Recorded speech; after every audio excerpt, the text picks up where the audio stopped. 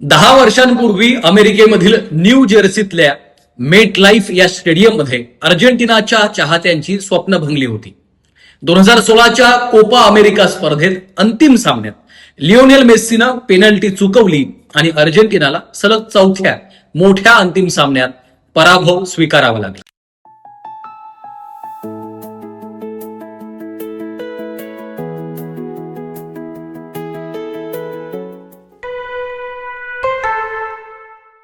त्या पराभवाच्या नंतर भाऊक झालेल्या 29 वर्षाच्या मेस्सीनं राष्ट्रीय संघातला माझा प्रवास इथेच संपला असं जाहीर करत आंतरराष्ट्रीय फुटबॉलमधनं निवृत्तीची घोषणा केली होती.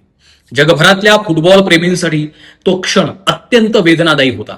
मात्र नियतीनं त्याच्यासाठी काहीतरी वेगळंच लिहून ठेवलं होतं. चाहत्यांच्या प्रेमापोटी आणि सहकाऱ्यांच्या आग्रहामुळे मेस्सीनं पुनरागमन केलं.